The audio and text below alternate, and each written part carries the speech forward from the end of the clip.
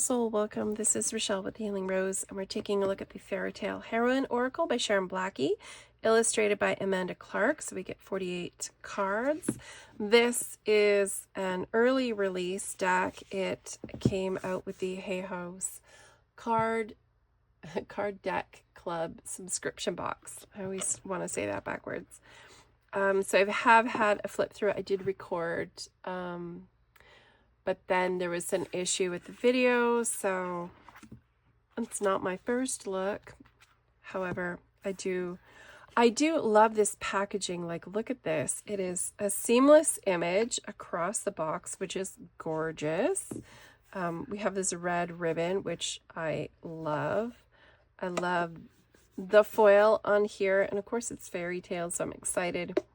Fairy tales hold rich, deep lessons that reveal a pathway toward change and living more fully in the world.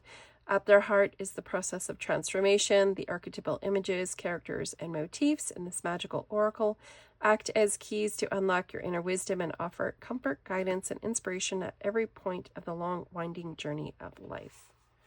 So I love the packaging like this. This was brilliant.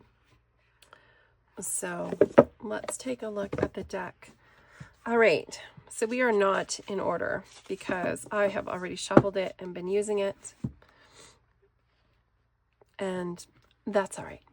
I'm not gonna stress about it. I was gonna put it back in order, but I have a limited moment in time in which to get this done. So we have 4 suits: the tasks, the places, the guides, and the tools. And then it talks about storytelling and the heroine's journey and the oracle deck as a guide and ally, how it's structured. It gets into ways of reading. One card, there's a journey spread, which just asks, it's a 4-card spread, dividing it into 4 suits and shuffling each independently and then drawing 1 card from each suit. You'll have a tasks card, which reveals the nature of the work you need to do. A places card, which indicates the nature of the tests that you'll face or the places you'll find revelation. A guides card, which shows you the qualities of your allies and antagonists right now.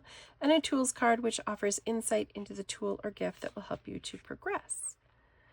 And then it talks about journaling, dream work, active imagination, and then we get into the cards. The cards are fairly straightforward in that we have just about the card and what does that mean, or what does that image or archetype signify.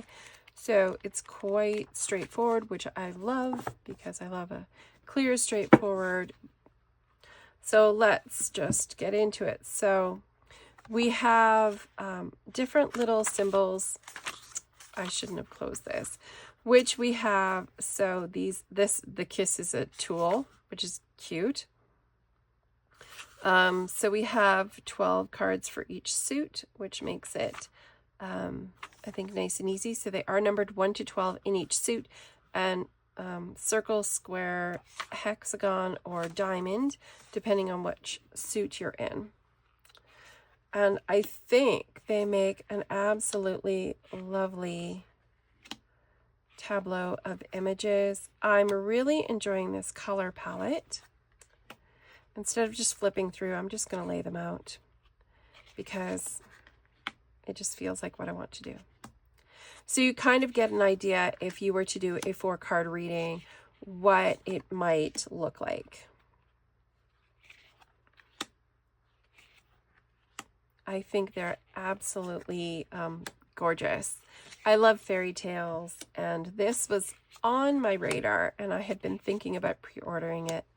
And then it showed up, found out it was in my subscription box, so I was excited because 2 out of the 3 decks were ones that I was really interested in getting, which is great, to be honest, because that does not always happen with the subscription box. Usually there's only maybe 1 deck that I'm interested in, so I end up usually gifting or giving away, or using them as presents for people, or a couple times I've just resold the decks as a gently used deck to when I've been at fairs. So it's really nice to actually get a subscription box where I love this snake. That's fantastic.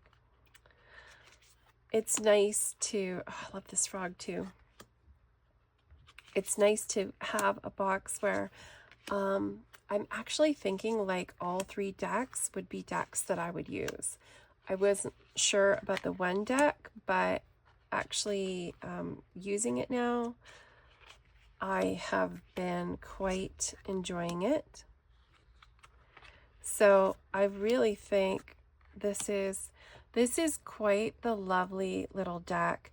I don't want to keep it divided into suits to use it in that manner. I don't think I do have, oops, all right, clumsy. So it's nice. It's it feels like a little bit of a heavier weight cardstock. Like this is 48 cards. This is older Hay House cardstock. This is 44 cards. And so it's looking like, to me, it's the same. What do we have here? Like 4, 5 cards sticking out past. So it looks like it's pretty close to being the same weight of cardstock that we have been seeing for the last while. I know some of the decks that have been coming out have been thinner, which I'm not completely in love with, I have to be honest. I like this weight of cardstock, so I'm glad they've chosen to go with this little bit more solid weight, because it just feels, it feels nicer. It feels like a deck that's going to hold up for a long time. I do love the backs. I'm sorry, I haven't shown you the backs. But it's a very nice, snaps back easily. It's not holding a bend. Unlike the other 2 decks in the box, they had dramatic like bends in them. This, because I think honestly, because it's this sturdier cardstock, that's why this deck did not warp the same way. So, and I'm very fussy about cardstock as well. So it's got a really nice shuffle, even if I'm not shuffling well. And it's not holding a big bend, which I love. Okay, so let's maybe do, what do we have? Let's do maybe 5 cards. So what can we hold as, so our first card really is going to be like, what is it that we can hold sacred in our day? Where can we hold that energy? Oops. I just bumped my, it's just about to knock everything off the side of my desk when I moved my leg and I bumped something. There we go. So taking that moment of doing something and keeping it in a way where we're, I mean, I really don't have anything other than to say, like, to keep it more sacred, to keep it more intentional, more mindful. At the heart of so many fairy tales is the critically important concept of apprenticeship. Hard work must always be undertaken, and the heroine must be willing to learn from her mentor in return for a great gift. And so in the old Slavic story, Vasilisa the Beautiful, the heroine must go live with the fearsome old hag Baba Yaga for a while and complete the tasks that are set before her before she can return home, carrying the fire her stepmother had sent her to collect. The messages in such tales are clear. Sometimes you have to step off the path you're so determinedly striding along and learning some new skills. You must make sure that you learn them well through your own hard work and lived experience, not experience copied from others, and you must continue to learn respectfully and for however long is necessary from someone who really knows. To fully express our calling and effectively put our gifts into the world, we must be able to tolerate the idea of apprenticeship. We need to understand what we don't know yet and what we haven't quite become. We must work hard and undertake the proper research and find the right teachers in order to embody the necessary lived experience before we're ready to share our gift with the world. What do you need to apprentice yourself to ready yourself for the challenges ahead? So I love that. The hard work and dedication, like it's not just like we're working hard because we have to work hard, but it's being very intentional about the work that we're doing and the way that we're becoming. I love that. So what is it that is ready to be remembered? Okay, so disguising. So what is ready to be remembered? What long lost, deep forgotten something is ready to rise up? A fairy tale heroine caught up in a difficult circumstance will often find herself having to conceal who she really is. Perhaps her true identity has been stolen by another. Perhaps she's fleeing from danger and needs anonymity. In all these cases, she will be required to hide her real nature until it's safe to emerge into the bright daylight of her own truth.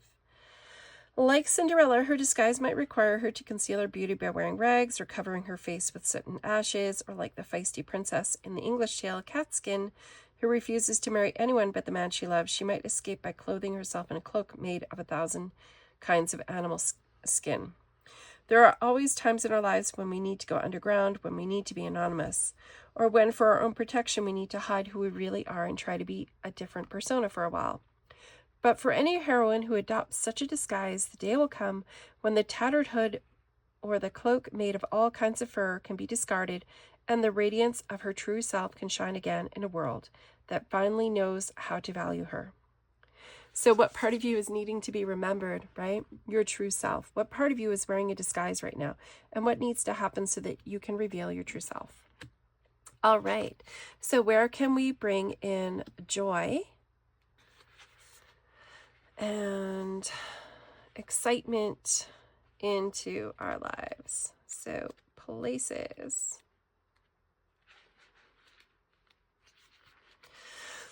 Where do we need to embrace joy? In fairy tales, the tower is strong, unassailable prison in which the heroine might find herself locked up with no means of escape. It's a place of stasis, representing a time between stories. Inside the tower, the story of her old life has come to an end, but the heroine is waiting and always hoping for a new story to begin. She's trapped there, then, held against her will, desperate. There are times in our lives when we'll feel as if we're stalled, as if we're out of choices, as if our agency has been stripped from us. The road ahead will seem to have vanished. They are always frustrating and sometimes frightening, but these times of stasis are necessary. We build our reserves at the top of the tall tower, and when we finally discover a way to escape and move down into the world again, we'll find ourselves stronger and much wiser. For the fairy tale heroine, though, the tower is also a place where surprising allies show up. Although her escape might happen because a prince has ridden by and seen her let down her hair, it's just as likely to be achieved with the help of a tribe of hungry mice with whom she shares her food. Are you locked in a tower in a time of stasis right now? How can you use this time to cultivate the resources you'll need for the next stage along your journey? So where do we need to bring joy? Where do we need to embrace the moment more? As if you're feeling stuck, we can still find joy in the moment, in the doing. We can bring some excitement and some enthusiasm into knowing that even though we're in this place of stasis, that we will be moving out of it at some point soon and stronger. All right. So what needs to be cleared away? What cords need to be cut? What do we need to release in order to be able to rise? The King's Palace is a holding place and a place of refuge. It furnishes the fairy tale heroine with a temporary home where she can work and be fed. Here she can disguise herself, take stock of her situation, and plot a way forward. In The Goose Girl, a princess who's usurped by her maids finds work helping to watch the geese at the palace of the man she was originally supposed to marry, until the maid is eventually revealed as an imposter and the princess regains her rightful place. It's at the king's palace that the heroine, though usually wearing a surface disguise, is revealed for who she really is. This has less to do with the trappings of her former station of life and infinitely more to do with her character and steadfastness. To help her along the way, there might be a talking horse who adores her, or a cook who can't help but feel he must protect her. Whatever the nature of her alliances, whatever the nature of her alliances. The heroine in the king's palace remains wholly herself, and she waits there until the world is ready to recognize the nature of her gifts. Do you need a place of refuge right now as you wait for the next stage of your path to reveal itself to you? Or are you ready to release that disguise to step forward? All right. And what needs to be cultivated, what needs to be done, what needs to be spoken and sent out into the world? And we have spinning. So our spinning is one of our tasks. Pardon me. In myths and fairy tales, spinning is connected to women's magic, and especially to the mysteries of creation and transformation. Characters like the three fates in Greek mythology, the Norns in Scandinavian mythology, and Mother Holle in the German fairy tale tradition are archetypal creatrixes, quite literally spinning the world into being. In many European folktales, the act of spinning is a catalyst for magic and so can attract otherworldly beings. However, not all of these beings are benign, and their help is often costly. Oh my goodness. In such stories, spinning is a test or a task that's set to the heroine and must be completed for the use of magic, or with the use of magic, such as spinning straw into gold, or in record time. But if she doesn't have the skill, and few heroines do, then the task may be completed with the assistance of an otherworldly character who's attracted to her. In Northern English and Scottish fairy tales, this character might be a magical old woman called Habitrot and her spinning sisters. In German stories, we might find homunculus-like creatures, such as Rumpelstiltskin. But the stakes around receiving such help are often high, and if the heroine isn't careful and wary, much can be taken from her in return. So what do you need to spin into being in your world today? What needs to be created, and who will help you achieve it? All right, so do you need help for whatever it is that you want to speak out into the world, whatever it is what you want to create? Do you need help? So our message here is that taking the time and the dedication to treat the hard work, the research, the things that you know you have to do as a sacred act, where we're coming from a place of gratitude, where we're allowing there to be meaning behind it. Are we ready to remember our true self? Are we ready to bring joy even though we might be feeling stuck right now? Do we need a place of refuge, or do we feel ready to reveal ourselves? What's happening here? Are we ready to let go of being in that place of hiding, of disguising? Are we ready to let go and cut the cord with needing to be tucked away into a place of refuge and step back out into the world? And as we step out into the world, and you're ready for what you need to create to go out there, have you done enough study and hard work behind what you want to create? Do you have those skill sets? Or are you in a place where maybe you do need a mentor, right? Because we had a mentor here and we had that otherworldly helper here. So as you're ready to create and send your magic out into the world, are you willing to ask for help? Do you have enough of a knowledge base, a skill base to create it yourself? Or are you willing to be open to asking for that assistance? I love that. I'm loving how this deck is reading. I absolutely love how it's reading, and it's really sweet. I love this sort of folk art style whimsy that we have in the artwork. I think the backs are gorgeous. We have that enchanted forest. We have, yeah, it's just beautiful. And I'm sure I know which tarot deck I think will work beautifully with this. So I am excited for that. I think this is fabulous. So if you're still here, thank you so much for sticking around. And I hope that you've enjoyed this look at our fairy tale heroine oracle. and that maybe it's something that you might want to add to your collection. I think it comes out in another week or two. So thank you so much. Thank you so much for watching. Thank you so much for being here. Have an amazing day and a fabulous week. Take care.